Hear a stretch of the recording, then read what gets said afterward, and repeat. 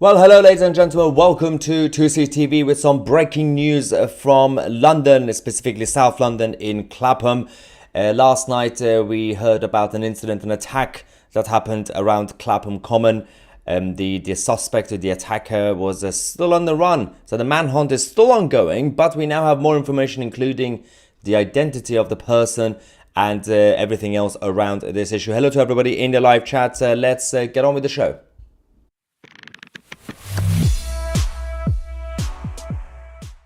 Okay, so yesterday we heard about what happened in Clapham. Initially, they mentioned that the actual suspect, the attacker, was using acid, but now it's saying alkali. But it's fine. I mean, it was substance, it was liquid, and it was one of the new methods, well, recent methods that certain people have been using for the past few years in London. It's no longer about knife attacks, but also acid and everything else similar to similar substances. But surprise, surprise, in this video we're going to talk about how cultural enrichment has once again showed the perfect example of what's going on in our country. First, let's go to the video that we got initially last night. And then we're going to talk to you guys about the identity of the person and what the police have said so far.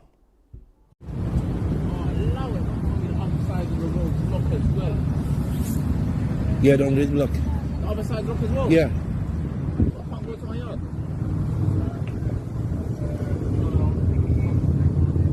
Yeah, look coming right here. Why did I'm fucking...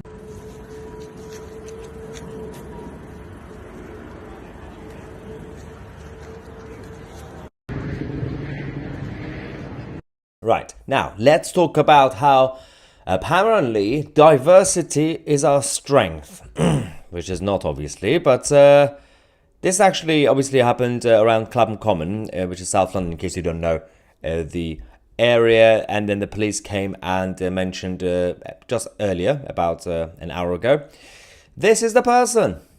His name is Abdul Shakur Azidi, and this person is apparently from Newcastle. Yeah, so he was located in Newcastle, obviously, but surely we know that there's more to the background, as we'll find out more over the next few hours. He does look more like someone with well, background from Afghanistan, probably, in terms of the name, but of course I don't understand why we have even a border force policy to allow people in with this terrible haircut, absolutely terrible haircut. Now, that aside, obviously we have to also talk about the people who've been affected by this. Fortunately, the good news is nobody has lost their lives, so that's good to know. But unfortunately, injuries are still happening, and some of the people are actually still in hospital getting treatments. They've said it's not...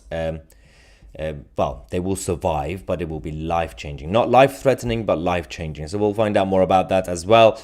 We heard this initially last night from the Met, saying that a woman and 2 children were initially injured in this attack in Lesser Avenue in Lambeth. An extensive crime scene is in place, and the police helicopter is up while we investigate. And since last night, they still have not managed to locate this human. So we'll find out more about that as well. We did hear from the Detective Superintendent Alexander Castle saying officers are on scene following this horrific incident. 3 victims, a woman and her 2 young children, have been taken to hospital for treatment. There were a number of others who've also been injured, by the way. Not everybody went to hospital. Castle continues by saying that 3 other people, all adults, have been taken to hospitals for injuries sustained. We believe... as they came to their aid. So for once, actually in London, we had a number of people intervening. Usually, the sad reality is most of the time when you see videos of these sort of attacks in cities like London, many people just try to just watch and stand around instead of actually trying to help. Now, we're not really advocating for you to be do vigilante or anything like that, but sometimes when even an argument is happening, it's something that could be protected or prevented, people tend to just not do much and they just film around, I guess. But Castle says that we will update as soon as we know more about their conditions. 3 police officers have also been taken to hospital after they responded to the incident. Thankfully, we believe their injuries to be minor. While tests are ongoing to determine what the substance is, at this stage we believe. Well, so that kind of implies that the police officers were on the scene and they were trying to tackle this issue, and they clearly failed because they were injured as well. One person, this idiot, managed to target many innocent people, including police officers, and got away with it. Surely we probably need to do some extra training for the Metropolitan Police officers at this point. But again, things happen. The investigation is ongoing. We also heard from the superintendent in Lambeth just now, last few minutes, about the identity of the person. This is Gabriel Cameron, who came out to explain the latest update. A male was with them in the vicinity, a 35-year-old male called Abdul Izedi, and he left the scene. But the injuries to the female and children, they're in a stable condition, but we are just monitoring, but they don't seem to be life-threatening, but at this time they could be life-changing. The male was last seen in the North London area, Caledonian Road, and if you see him, there'll be some images circulated later today. If you see him, I plead to not approach him. He's a 90, call 999. He has significant injuries to the right side of his face. I really want to give thanks to the local community. I had 3 members of our community, 3 women and 1 male, who attempted to stop the perpetrator. They were injured in the process. They've sustained injuries, but thankfully they're not too harmful. So, as we said earlier, initially we heard acid, but actually alkaline has been confirmed so far.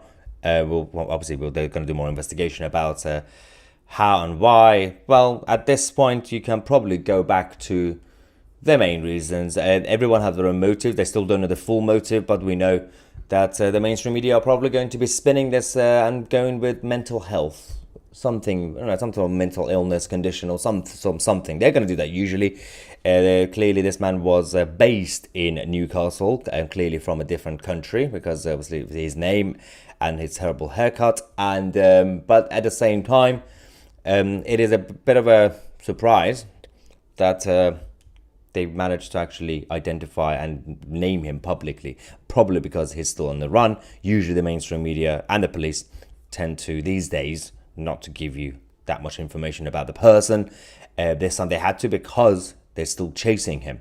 Let's go to the live chat, get some of your reaction as well while we're here.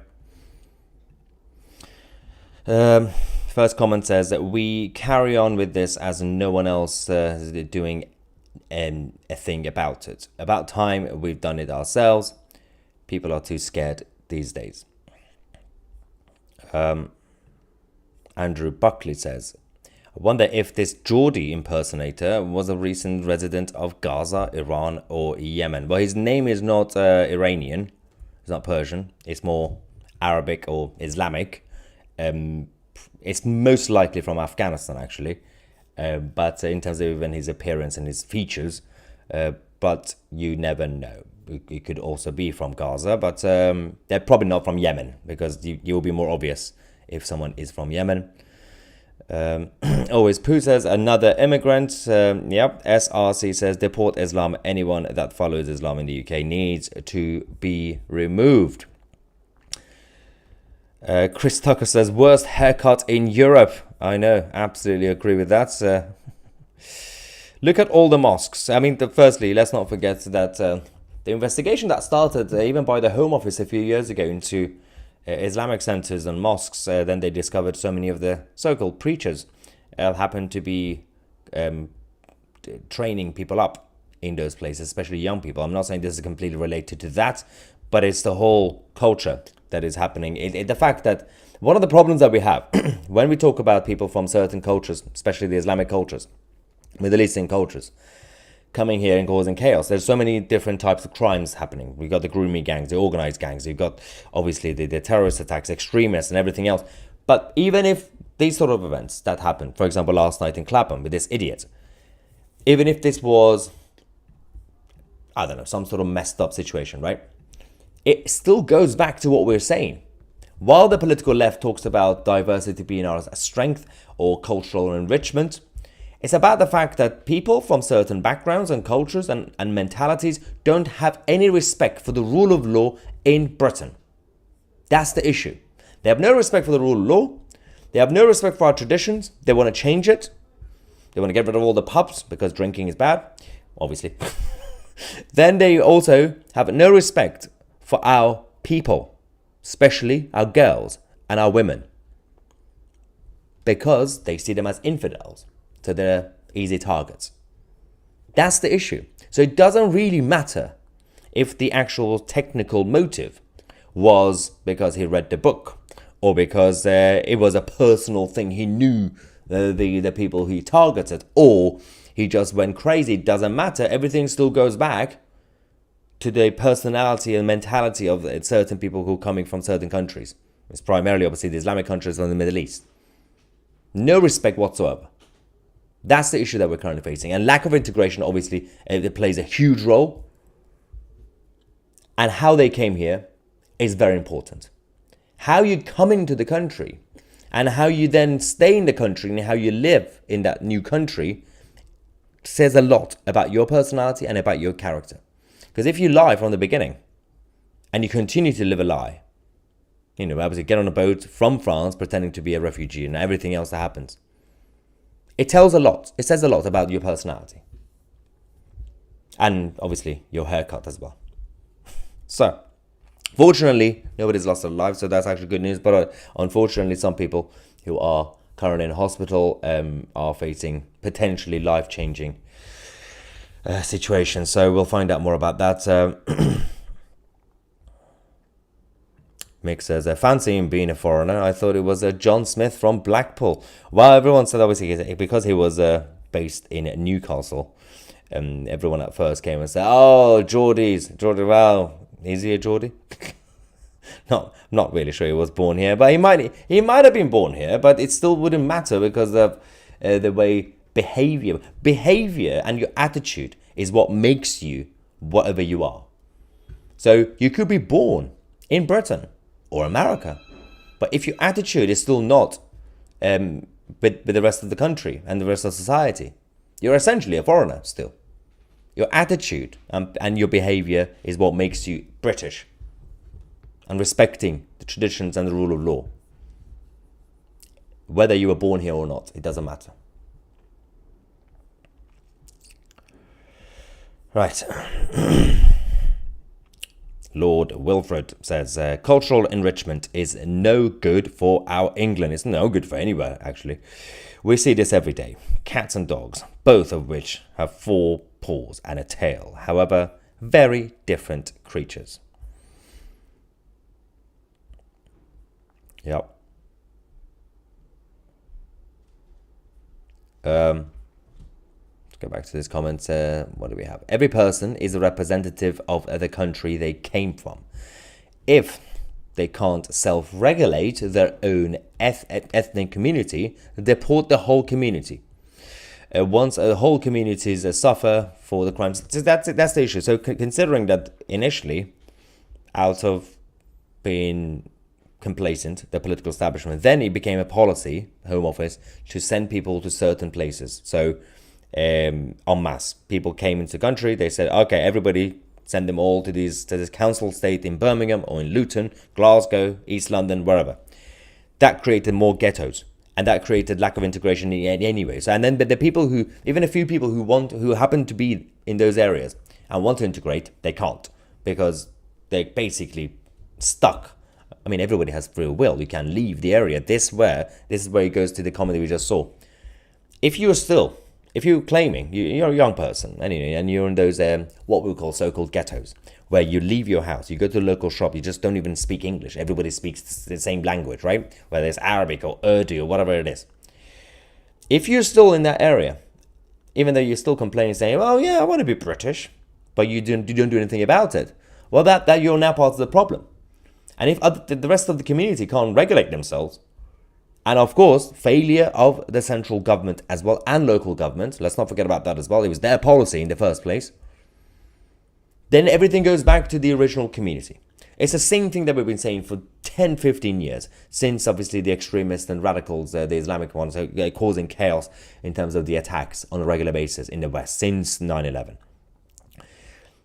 Every time, people like me and many others, including Tommy and others, came out and said, in the first place, Douglas Murray as well, saying, instead of having the white natives in the Western European countries or America coming out to complain about Islamists, if you are claiming to be a moderate, nice, moderate, innocent Muslim, you just happen to be Muslim, right? You were just born into a Muslim culture, you're a Muslim, fine. If you're claiming to be moderate, if you're claiming not to be like the rest of the extremists, you need to come out and fight against it. You need to speak out. But where are they? Yes, we have a few. We have a couple who actually, obviously they have certain platforms. But the rest of them, living in the Western countries, are they too scared to stand up to Islamists? Or don't care enough? Or just want to keep their head down? And initially, they probably thought it's probably a better idea just not saying anything. But at this point, we're going to need them to say something. If you pretend to care about this country, regardless of your religion or your background, you will fight against extremism. This country has become a vile and nasty place to live, and that is down to the inaction, or in many cases, actions of either a Conservative or Labour government. Time for a change. Everything goes back to the actual establishment, the state, rather than the governments, because the politicians have been weak and feeble at times, right? Most of the problems exists because of the current structure. So that includes the individuals who work in the Home Office, the individuals, the staff, the civil servants. Now, I'm not saying every single civil servant. There will be a couple of good civil servants watching this right now. But I'm saying, culturally speaking, the political culture, it's not just about the government or the government ministers or even the backbenchers. Obviously, massive blame to all the mainstream parties. We get that. But the problem is, the reason that doesn't matter if it's Labour or Tory, nothing changes, is because they're not strong enough to actually shake up the system. The people in charge of the actual institutions, and this is about everything, including bureaucracy. Even when you go to your job center, do we still have job centers? Do they call them job centers? But yeah, probably job center. Even if you go to the bureau thing that people go to get help in local areas, anything that you need, your local town hall, even if you have to pick up a phone and call the council for an issue, even if you have to deal with Prevent, the program, nothing changes. It's because there is a sickness right now in Britain, in the British actual state. That has to be reformed. Not necessarily just the government ministers or the Prime Minister. Obviously, it will be the job of the government ministers and Prime Minister to make those changes, so you need better people in those roles in the first place. But the problem is, as I said, it's not necessarily just the parties, it's the people who are inside the system.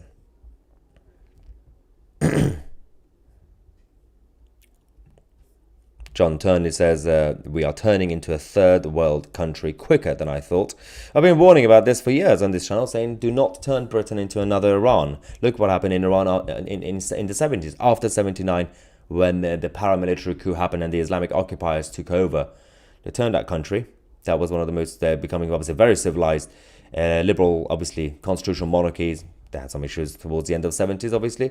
But that country turn into what you see now. Do not turn Britain into another Iran.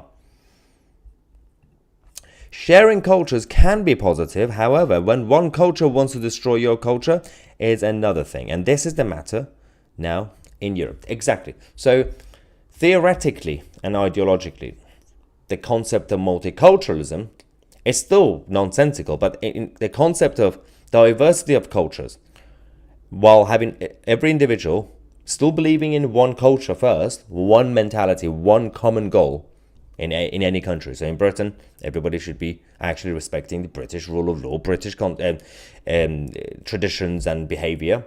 But if you just happen, because you're from a different place in the first place, if you happen to have certain attributes to you, then yeah, sharing it is interesting if it's in small doses. Like, for example, when the Italians went around the world, then they introduced their food and pasta, and the Chinese with their food and everything else. That's in small doses. it's interesting to find out about different cultures. And it works when they're on a level playing field and when all people from different cultures still believe that on a daily basis they have to follow one common culture, British culture in this country, or in America, be American, fly the flag. When you have cultures that want to completely undermine you and take over, you cannot promote multiculturalism, you cannot promote diversity, you cannot promote tolerance or some sort of liberal level playing field nonsense, because it's no longer, the problems that we are currently facing in parts of the country is no longer multiculturalism. It's one culture dominating over all the other cultures. It's the Islamic culture dominating over everything else you're seeing, whether the Eastern Europeans living there or the English, local English people living there, or maybe a couple of French people living there. They're being dominated by one culture. And it's not the British culture. This is the issue. So it's no longer, don't even call it multiculturalism anymore. It's one culture trying to take over the others. So I agree with that comment. And the obsession they have, Francis actually makes a good point. Francis Palmer says, diversity does not work. The political left's obsession with diversity when it comes to your identity, the way you look, your hair color, if you're fat, if you're skinny, if you have whatever, that's stupid. That's just your physical appearance. And if you're making decisions, especially recruitment decisions or policy decisions based on people's skin color or things like that, it's just stupid. It doesn't work. It's counterproductive. The only diversity that should work and should be promoted is diversity of thoughts. That's it. Diversity of debate and discussions. And that's the one thing that's being crushed by the liberal establishment. Look at our universities and schools. You can't even debate. So the real diversity, the true diversity that's needed, which is diversity of thought, that's being crushed. But if you have pink hair, oh yeah, you'll be promoted. Reminder from Dave in the UK that Blair is a traitor, or Blair.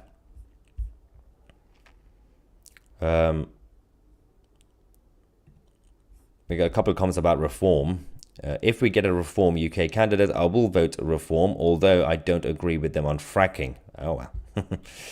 Although someone else says, no fluffy business says, voting reform UK just guarantees a Labour win, and S will get worse with them in power. I don't know how it could get worse than this, though. That's a problem. But yes, I fully understand that mentality as well. But the thing is, Labour is going to win anyway at this point. Well, there's no guarantee Labour will get a majority. But at least it's likely that they're going to get a home parliament, either coalition or Labour minority. So the Tories are out regardless of reform standing or not. Spencer says, weak leaders create a weak society. That's where the UK is now. The thing is, when you look at the situation across the mainland Europe, not for us to say things are okay here, but we should actually look at the other places, including parts of Germany and Sweden, and realize they are in a much worse situation. Not for us to gloat, to say, ha, look at us, we're doing well in Britain. No, for us to see it as the worst case scenario, for us to see it as something that we should prevent. But who in the mainstream actually has the appetite? Who? And did anybody from the actual mainstream has come out to actually say this is an issue? Even in those mainland European countries, from the Netherlands to Denmark, Sweden, Germany, and France, their mainstream politicians, their mainstream political platforms and political parties are now actually producing radicals. And I hate that we have to use the word radical, because these people are just patriots who just want to save the country. From people like Wilders to Le Pen and everybody else. Now, you might disagree with some of their policies, fine. Yeah, I mean, Le Pen wants to subsidize certain industries. Obviously, I'm more economically liberal and free market, but that's not the point of the Le Pen program. It's about being nationalists. And then it's funny because a few years ago, people like Le Pen or Wilders would have seen as on the fringes of politics. But in Europe, they are now mainstream politicians. In this country, we don't really have anybody. Not really. I mean, well, the closest one could say is potentially someone like Nigel Farage, more mainstream, but people have different opinions, obviously. We'll find out exactly what's going on. But it is important to obviously mention, again, as a reminder, this person who's from Newcastle, allegedly, Yeah, very Newcastle-y. Very Geordie indeed. Abdul Shakur Ezedi, 35. Here is the manhunt is still continuing. The search, and the police, Gabriel Cameron, the superintendent from Lambeth, has come out to say, do not approach this man, because I'm guessing his terrible haircut will infect you. What is that? Seriously. I mean, you look at that person, you don't see innocence, do you? He doesn't look that happy. Also, that clearly looks like a mugshot that the police released. So that clearly means he was known to the police. I mean, I might be mistaken. This could just be a passport photo. If it's a passport photo, it's very concerning for a passport photo, but it could be a mugshot. I don't know what it is yet, but we'll find out. I don't want to speculate. We'll keep you guys posted. We have so much to talk to you guys about. We're going to talk about farmers in France.